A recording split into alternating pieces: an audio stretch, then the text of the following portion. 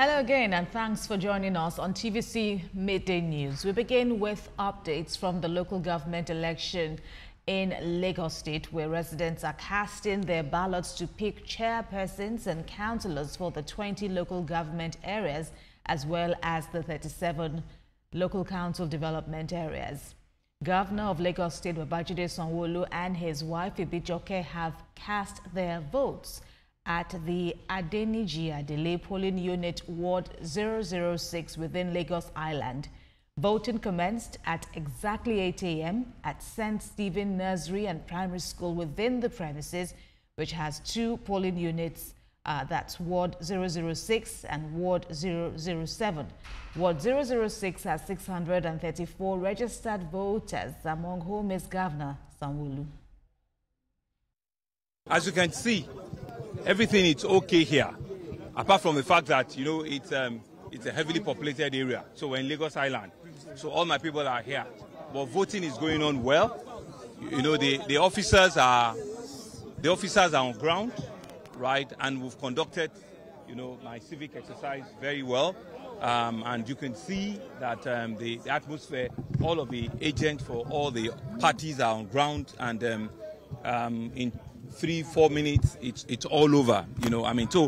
To report and to see what is here, it's extremely very peaceful. We have loads and loads of observers, and people just want to sort of like learn, the lessons, All right, let's bring back up senior correspondent Adedoja Salam Adeni, who has been monitoring things for us over there within Lagos Island, specifically where Governor Sanwo-Olu just voted. Tell us more about the mood where you are. Looking at the governor's speech now, tell us about the crowd and the interest by other voters.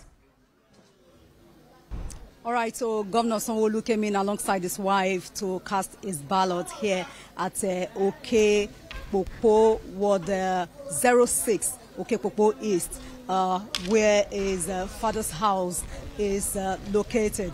His father's house is just about 3 houses away from here. It's called Idiodo. That's where his father's house is, and that's why he's casting his ballot here in this area.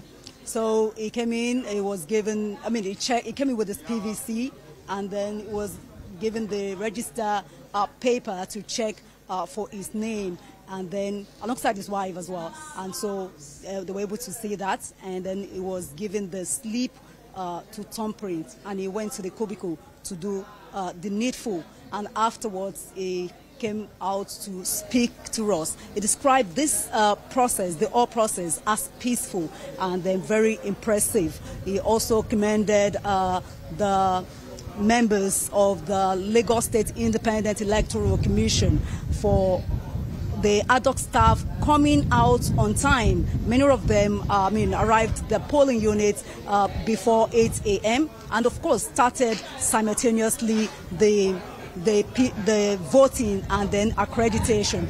And so he described it as a very, very seamless effort, and he also commended the agents and the agents of political parties for standing here. He said that this is a very important election because it is the closest to the grassroots. And then he also moved around, of course, for pleasantries as well. That was what happened a few hours ago. For bringing us up to speed with that governor's angle. But beyond the governor coming in to vote, how would you assess the level of turnout by other voters? I can't hear you properly. The level of voters in the polling units you have seen so far, how would you assess it? Like I said, we've seen people turning out in this particular polling booth, 06, Okepopo East, maybe because this is the governor's polling booth, and it is expected that many people will troop out to welcome him back home. And then we've seen the elderly people coming out. But I think it is still better compared to what I've heard in other places, even on this Lagos Island, where people decided to stay in their homes watching TV. And somebody said that, in fact, a voter said that the PHC should have, switch off the lights so that people can come out to vote. I asked him, why did he say that? He said, because many people are in the rooms watching TV. But as I said, here we've seen a number of people that came out to exercise their franchise, even though it started with very faintly in the morning, with elderly people just coming out one after the other to cast their ballots. But at the end of the day, we've seen people trooping out, especially when the governor was around, and after he left, many also exercised their franchise. But they said that, the voting is going to end around 3, where counting will begin around 4 p.m. Before the counting, there is still more time for eligible voters to come around with their PVCs to exercise their franchise. They also told me here that there used to be a woman that goes around like a town crier to call people out from the rooms to come and vote, but she's late today. And I can remember, I saw her the last time, about 4 years ago, around this place when the governor came around. She was on the streets shouting, and we saw a number of people that also came out. Probably that was the person that told me said that was what actually affected voting probably in this area. But the most important thing is that the voting is still going on. Accreditation and voting are going on simultaneously, and then the electoral officers, the ad hoc staff are waiting patiently to receive more voters around here who want to emphasize with their franchise, coming out with their PVCs to cast their ballots, really. And when the governor was around, we saw a lot of security agents coming around. And I told you that we hope that when he leaves, they won't leave with him. Of course, some of them left with him, but there are other people standing by here. And we've seen voters as well standing by their votes, waiting for the counting when it is 4 p.m. So we've seen the aged, the youth staying by their votes. Some of them told me that they will stay till 4 p.m. when the voting, when they will start counting the ballots. That was what they told me. So they are standing by their votes here, and then they believe that at the end of the day, when it gets to INEC, the results will be out officially. Right.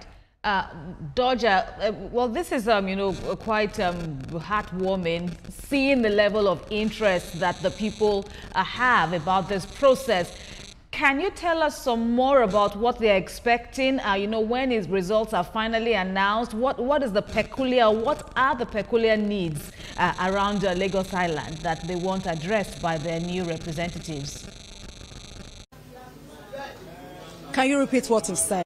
Can you tell us about the peculiar needs of Lagos Island residents that probably is propelling them in voting? Well, there are peculiar needs. Just like the grassroots election, they are the closest. Talking about healthcare facilities, they want, healthcare facilities. They want more, probably. There are many, over 300 healthcare PHC in Lagos State. But they wanted more. They wanted efficiency. They just want the government of Lagos to accelerate on their needs. It's not as if there isn't any need for them. There isn't dividends of democracy, as some of them said, but they wanted more, just like Oliver Twist. They wanted healthcare. They wanted more in terms of education. Even though education is free, secondary school, even primary school is free in Lagos State. Those are the things. They want their roads to be tied. They want security. And they want their people to be happy. That's what some of them told me, because I actually asked them, what's your expectation? And they said that they just want the best. And they also wanted this election to be credible. That if somebody told me that he has done his part, and he wanted this election to be counted. He wanted it to be credible. So it left for LASEC to also do the needful. That was what some of them told me. Senior reporter Doja Salam Adeni bringing us updates from Lagos Island, one of the local governments where local government elections